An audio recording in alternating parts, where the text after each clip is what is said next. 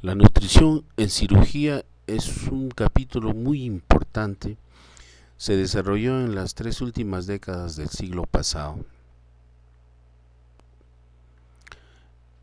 El paciente tiene un estado eutrófico normal inicial, pero por causas de estrés metabólico o ingestión de nutrientes disminuida y ciertas enfermedades gastrointestinales, léase diarrea o vómitos, va a pasar de su masa magra a un estado crítico cuando se consumen sus depósitos básicamente de proteína que están en los músculos estriados, cuando pierde tejido magro, o sea protoplasma, y deviene un estado crítico. En el estado crítico el paciente es susceptible de enfermedad, fallan los órganos y sistemas, falla su sistema inmune, el paciente tiene mayor posibilidad de enfermar o morir, sufre más, tiene una estancia hospitalaria más prolongada y nos ocasiona mayor gasto.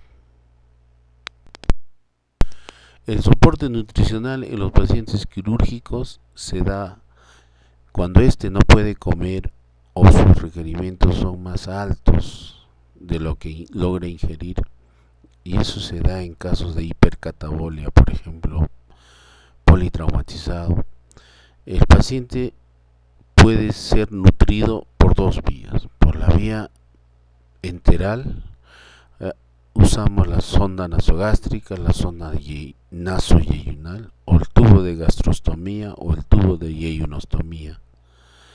La otra manera de dar es usando un catéter venoso central en una vena de alto flujo y de gran calibre como la subclavia o la yugular.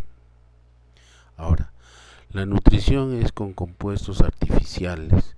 En nutrición enteral usamos las fórmulas poliméricas y las fórmulas elementales o semielementales. En el Perú tenemos solamente las semielementales, y un ejemplo es el famoso Alitrac.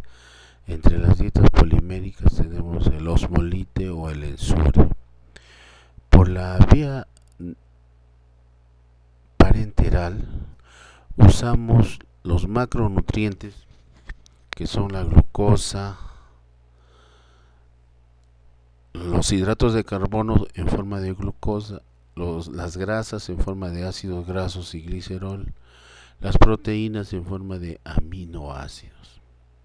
Entonces, muchas veces la confusión se da porque cuando estamos hablando de nutrición parenteral hablamos de aminoácidos, nos estamos refiriendo a la proteína. En la nutrición enteral, en la fórmula ya viene la proteína como tal. Entonces, una forma de saber el equivalente es de que la proteína dividida entre 6.25 nos da los gramos de aminoácido o gramos de nitrógeno que ustedes verán en los frascos de nutrición parenteral. Para evaluar el grado de desnutrición en los pacientes quirúrgicos, tenemos la valoración global subjetiva, que consta de la historia clínica, el examen físico para ver estigmas de desnutrición en función de la pérdida de grasa subcutánea, de la atrofia muscular, de la presencia de edemas, y finalmente nos da una escala de A, B, C. La A es el paciente normal, el B es el moderadamente desnutrido y el C es el severamente desnutrido. Esto es bien importante para tamizar pacientes, de tal manera que los desnutridos tienen que recibir un tratamiento especial, tienen que recibir soporte nutricional por las razones ya anotadas. Entonces reconocemos a un desnutrido por valoración global subjetiva en base al examen físico, en base a la historia clínica y en base al examen que vamos a hacer con nuestro cerebro y nuestras manos. Esto es bien importante. Aunado a eso tenemos los resultados de la bioquímica, en la cual vemos pues la albúmina, que debe ser que cuando está el paciente entre 3.5 y 2.5 de gramos por decilitro es una desnutrición moderada. Si el paciente tiene menos de 2 gramos de albúmina, ya estamos hablando de una desnutrición severa. Hay muchos otros parámetros, pero por razones prácticas en cirugía usamos la valoración global subjetiva y la albúmina. Cuando un paciente sufre injuria, tiene dos fases metabólicas, ideadas por Cadverson en 1947. Él quiso hacer un parangón entre las olas que llegan a una playa, y cuando se retira, hablaríamos de la fase ebb, y cuando la ola vuelve con fuerza, hablaríamos de la fase flow. En la fase ebb de la injuria, del trauma, el paciente está frío, disminuye su perfusión, disminuye su tasa metabólica, disminuye su presión, disminuye su temperatura, es decir, el paciente está frío. Eso se da dentro de las primeras 72 horas de la injuria.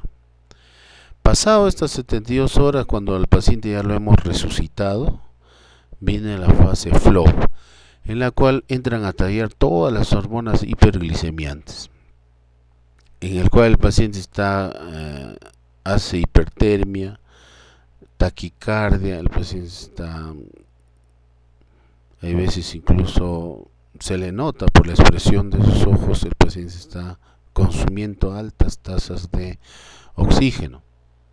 Entonces este paciente está catabolizando a nivel de sus reservas de hidratos de carbono, de sus reservas proteicas y sus reservas grasas.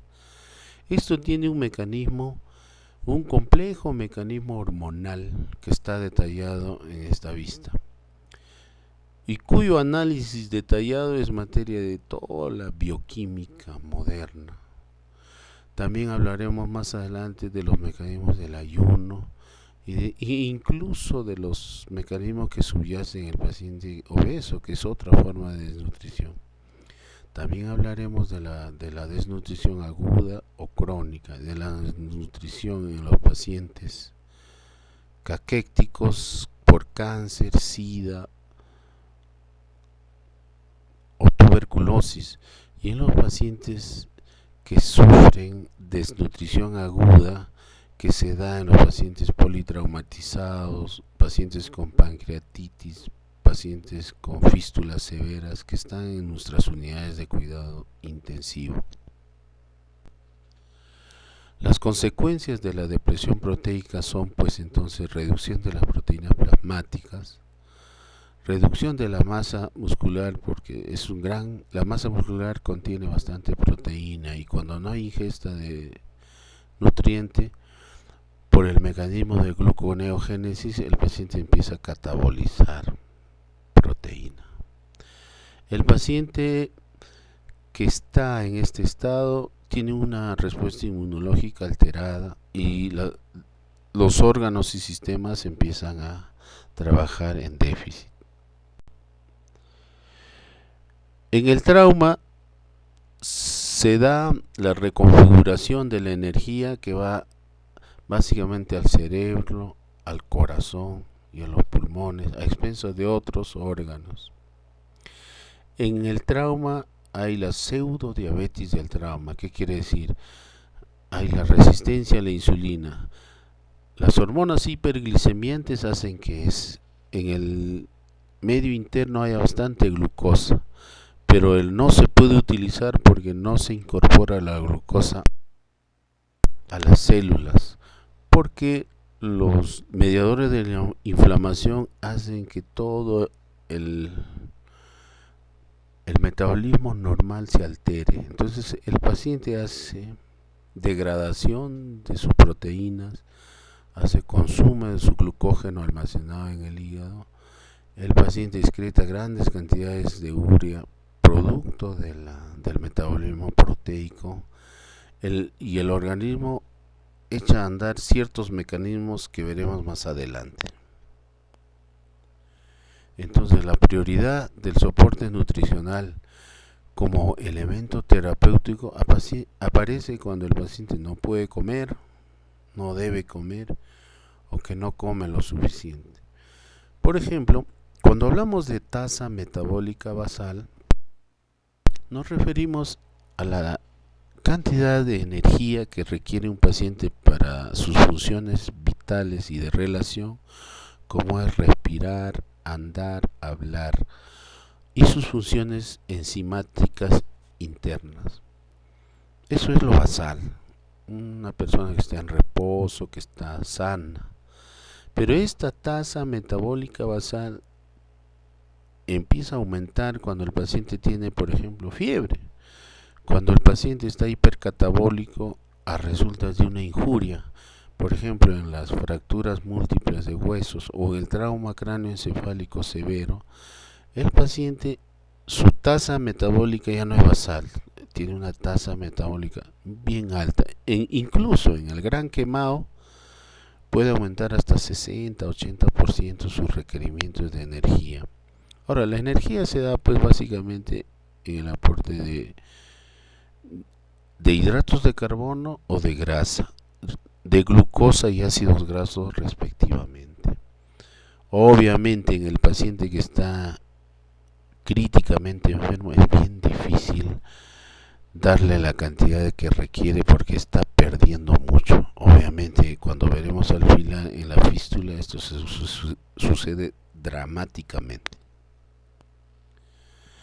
El diagnóstico de desnutrición se da de dos formas: la valoración global subjetiva y el dato de la concentración de albúmina, que debe ser de 3 gramos por decilitro.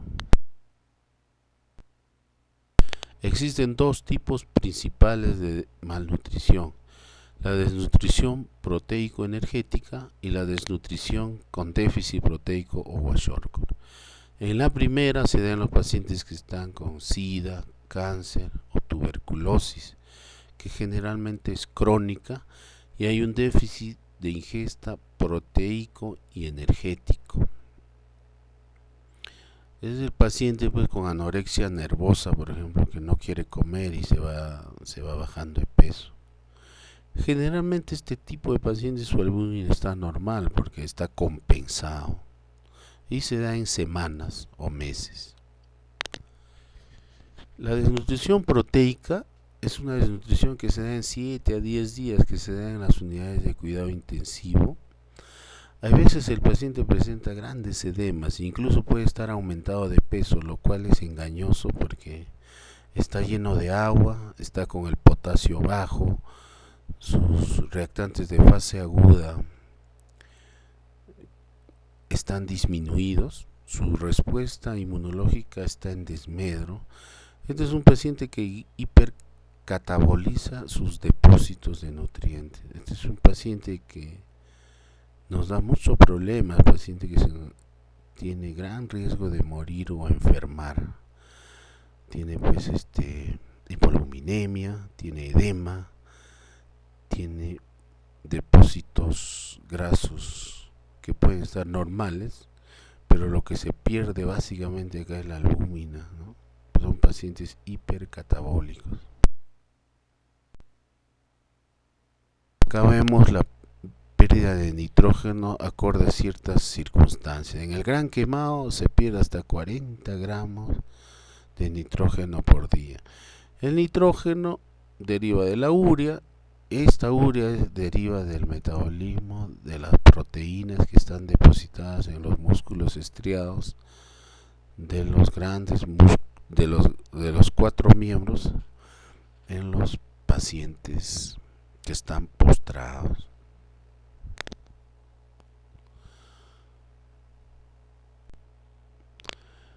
Uno de los mecanismos bien importantes fue descubierto por los esposos Cori, que ganaron en 1947 el premio Nobel, en el cual explica por qué el paciente, a pesar de que no come, todavía puede seguir funcionando su cerebro, su corazón y sus pulmones. Hay los mecanismos de obtención de elementos que, no siendo hidrato de carbono, existe el mecanismo de la gluconeogénesis o el ciclo de la glucosalanina o el ciclo de Cori, mediante el cual el organismo usa las proteínas que están en los músculos y los ácidos grasos y glicerol para formar glucosa. Estos elementos hacen de que el cerebro incluso pueda usar cuerpos cetónicos derivados de los ácidos grasos, y el cerebro en condiciones críticas usa cuerpos cetónicos. Eso se da en el paciente que está críticamente enfermo y no ingiere alimento, o en los pacientes que están sometidos a ayuno. Ustedes saben pues que los depósitos de glucosa se llama el glucógeno hepático, el glucógeno muscular. Esto se degrada cuando empieza el ayuno. En las 12 a 72 horas se degradan todos estos depósitos. Entonces, si el paciente no está comiendo, mediante la gluconeogénesis, o sea, se forma glucosa a partir de precursores que no son hidratos de carbono, y el cerebro, el corazón y los pulmones pueden seguir funcionando. Entonces habíamos hablado ya de la pseudodiabetes del trauma, en el cual la insulina no funciona y no incorpora la glucosa a las células porque el metabolismo normal está alterado en virtud de la presencia de los mediadores de la inflamación. Existe pues un conglomerado de hormonas como el glucagón, las catecolaminas, que contrarrestan los efectos de la insulina. Tenemos las reacciones anabólicas en los aminoácidos, en los carbohidratos, en los ácidos grasos y en los ácidos grasos también. Las reacciones catabólicas, que dan origen a los aminoácidos, a la glucosa y a los ácidos grasos. Esta vista es para que sepan la importancia de nutrir a un paciente que no está ingiriendo alimento y que está en estrés o injuria. Cuando no le damos de comer a un paciente, se atrofia el borde en cepillo de los enterocitos y se altera la irrigación sanguínea, se alteran las secreciones exocrinas, se altera el sistema nervioso autonómico y se alteran las enterohormonas. Es más, la atrofia del borde en cepillo de los enterocitos hace que el órgano, que es el epitelio intestinal, devenga una fuente más de injuria, porque hay la famosa traslocación bacteriana. Cuando se atrofian estos enterocitos, los gérmenes del lumen intestinal, le hacen colon, pasan al torrente sanguíneo y es fuente de sepsis.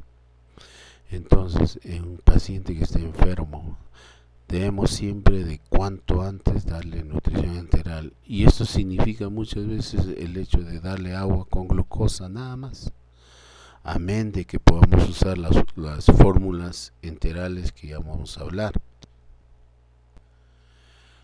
Las indicaciones para soporte nutricional: el politraumatismo, el estado crítico, las quemaduras graves, las fístulas intestinales, el síndrome de intestino corto, la pancreatitis, el trauma cráneoencefálico. Este es el trabajo de los alemanes Mühling y Baxby, en el cual ellos demostraron en los pacientes que vienen con historia de cáncer de esófago, cáncer gástrico, y que durante 2 o 3 meses, incluso más tiempo, no han ingerido alimento y están con la albúmina baja, con edema, con anemia, con hipocalemia, con el estatus inmunológico deprimido, podemos revertir todo eso y el paciente puede entrar en mejores condiciones a una sala de operaciones, por ejemplo, una resección gástrica por cáncer, dándole un esquema de soporte nutricional, sea parenteral o enteral, en 7 a 10 días. En ese tiempo podemos corregir los anemia, fundir edemas, hacer que el riñón funcione mejor, corregirle la glucosa, de tal manera que las complicaciones sépticas, las complicaciones de abscesos, neumonía, de dehiscencia de heridas y de fístula bajen, o sea, menos riesgoso. Entonces estos pacientes, al ser nutridos antes de ser operados, van mejor, se complican menos y su riesgo de morir o enfermar disminuye. Después de la valoración nutricional, elegimos la vía de nutrición, que puede ser enteral o parenteral. La caquexia por cáncer, la radioterapia, el SIDA y la pancreatitis son pues pacientes que requieren soporte nutricional, sea enteral o parenteral, agresivo.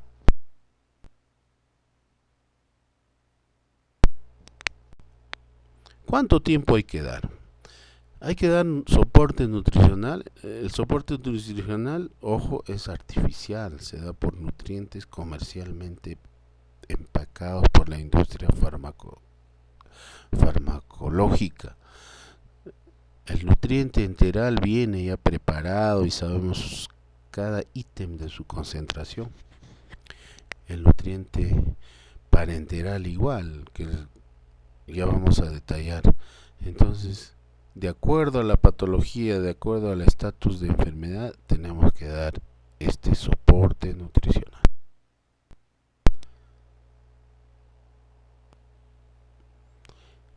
Obviamente, el manejo es individualizado y de acuerdo a la enfermedad, como ya habíamos dicho. Los requerimientos de calorías en el paciente que no come y que está en una tasa de metabolismo basal son 25 kilocalorías por kilo de peso. Y estos requerimientos se dan en forma de glucosa o de ácidos grasos. Además, el paciente requiere vitaminas, elementos traza y oligoelementos. Después se decide si se le va a dar por vía enteral o parenteral. Los hidratos de carbono se dan en forma de glucosa. Acá estamos hablando de la nutrición parenteral. Las proteínas en forma de aminoácidos. Acá tengamos cuidado. Las proteínas en el nutriente enteral ya vienen como tal, como proteínas, y se dan 1 gramo de proteína por kilo de peso. En cambio, cuando hablamos de nutrición parenteral, no hablamos de proteínas propiamente, hablamos de aminoácidos. Y más que de aminoácidos, hablamos de un componente de este, que es el nitrógeno. Entonces, muchachos, 1 gramo de nitrógeno equivale a la proteína dividido entre 6.25. Entonces, en los frascos de aminoácidos que van a ver ustedes en las unidades de cuidado intensivo, van a ver, dice, 10 gramos de aminoácido por litro. O sea, están hablando de un componente de los aminoácidos. Entonces, para convertirlo a proteínas, obviamente tendrían que multiplicar por 6.25. Obviamente antes vamos a calcular cuánto requiere de calorías por la regla del dedo gordo. Cuánto vamos a requerir de proteínas. Generalmente los requerimientos proteicos son de 1 a 2 gramos de proteína por kilo de peso. Las grasas son una excelente fuente de energía, que es tan igual como la glucosa, pero como un gramo de grasa genera 4 calorías por gramo, no, 9 calorías por gramo.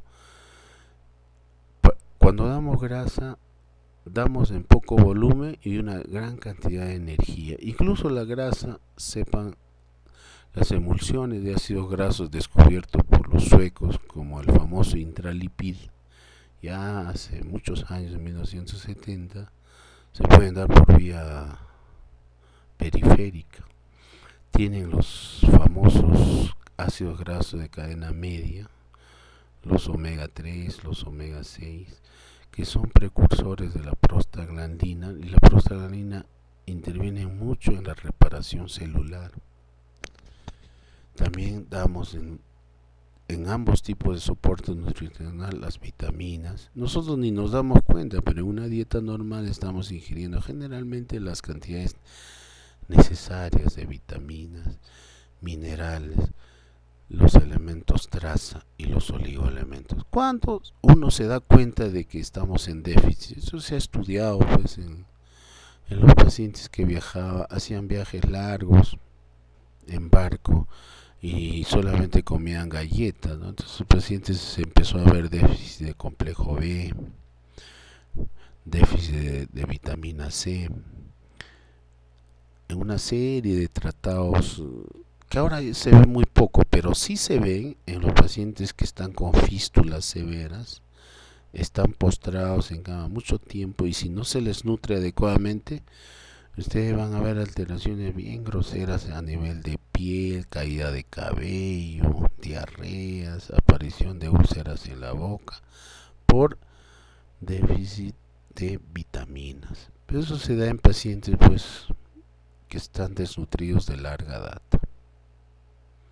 Ahora, los oligoelementos y elementos traza son muy importantes. Los elementos traza tenemos el cromo, el manganeso, el zinc, que en situaciones de estrés, por ejemplo, una labor intelectual muy alta y con un déficit de ingesta, se notan rápidamente. Es por eso que hay muchos regímenes que recomiendan el uso del zinc en las fístulas, el uso del magnesio en pacientes que están en situaciones de estrés. Le hace, por ejemplo, una madre que tiene su recién nacido y que se pasa todas las noches en vela nutriendo al niño, le recomiendan regímenes que además de sus nutrientes normales ingiera zinc y magnesio. Les había hablado de la densidad calórica de los lípidos, que es 9 calorías por gramo, y de los hidratos de carbono, entre paréntesis glucosa, que es 4 calorías por gramo.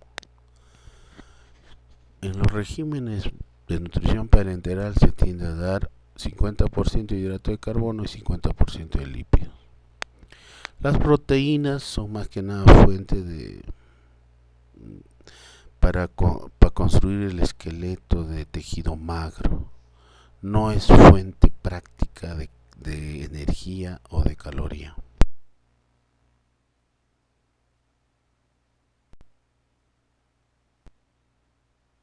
Si el tracto intestinal sirve, úselo. Si está más o menos, úselo más o menos. ¿Qué quiere decir? En lo posible siempre hay que usar el tracto gastrointestinal para prevenir la atrofia de los enterocitos. Aquí referimos los accesos, que puede ser por zona nasogástrica, por una gastrostomía o ionostomía que se hace en cirugía. La administración se hace de acuerdo a un protocolo. En la alimentación enteral usamos las soluciones poliméricas del famoso Ensure y las soluciones semielementales como el Alitrac. Acá tenemos una paciente con fístula que está con su sonda nasoyunal y una de nuestras internas la está curando. La nutrición parenteral pues empieza con los trabajos de Stanley Dudrick en 1960, dando los macronutrientes y los otros elementos. requiere cuidados de enfermería, requiere un equipo de manejo nutricional. ¿Cómo se monitoriza el paciente que está en nutrición parenteral? Sus signos vitales, su peso diario, su balance de fluidos, cómo se da y a qué velocidad se da. El catéter hay que limpiarlo. Se monitorea la glucosa y los electrolitos, la albúmina y el balance de nitrógeno. El acceso para la nutrición parenteral se da en una vena de alto flujo y de gran calibre. Las complicaciones más frecuentes son el neumotórax y la sepsis. Los nutrientes, ya habíamos dicho, se dan en forma de aminoácidos. La glucosa en nutrición parenteral se da en frascos que tienen concentraciones de 10% al 50%. Electrolitos, calcio y magnesio, elementos traza, lípidos y vitaminas. Las complicaciones de la nutrición parenteral se da por manejo de la glucosa, el sodio y el potasio. Otra complicación es cuando se da sobrecarga de calorías en forma de hidratos de carbono, se produce el hígado graso. Entonces hablamos de la hiperglicemia, hipoglicemia, déficit de electrolitos. Y por último tenemos las fístulas. La fístula es la comunicación de un epitelio de intestino con la piel. Pueden ser internas, externas. El pronóstico de las fístulas es desfavorable en el paciente malnutrido, con cáncer, que ha recibido quimioterapia o radioterapia. La fístula que está en el duodeno o en el esófago es de mal pronóstico. La fístula que está en el colon incluso se maneja con nutrición enteral solamente. Las alteraciones de la fístula son de manejo de los fluidos y de la nutrición. Los pacientes con fístula nos pueden hacer abscesos. Entonces acá vemos en esta vista un paciente, por ejemplo, que puede haber sido sometido a una resección de un vólvulo de sigmoides. Hay dehiscencia de la anastomosis, fuga materia fecal al abdomen y el paciente, el contenido en la fístula sale a través de un orificio por la piel y se conforma una fístula. Otra causa frecuente de fístula son las fístulas de las vías biliares hacia la piel. Entonces el manejo es corrección de los disturbios, manejo de la nutrición y manejo también de las complicaciones como son los abscesos intraabdominales o los problemas de piel. Por último, otra causa de nutrición es la sobreingesta que se da en el paciente obeso. Ahora tenemos una gran epidemia de diabetes y obesidad. El síndrome metabólico se caracteriza por 4 aspectos, ¿no? Obesidad abdominal, triglicéridos elevados, presión arterial alta y diabetes. ¿Qué debemos controlar? La circunferencia de la cintura, cómo están los triglicéridos, y siempre debemos ver que el colesterol llamado bueno, el HDL, debe ser más de 40 en hombres, más de 50 en mujeres, y ahí nos estará evidenciando si el paciente está haciendo dieta, está haciendo ejercicio y si nuestra terapéutica funciona. Ya no se habla pues de diabetes ahora se habla de prediabetes, en el cual 10 años antes de que aparece la diabetes ya debemos detectarla y tratarla.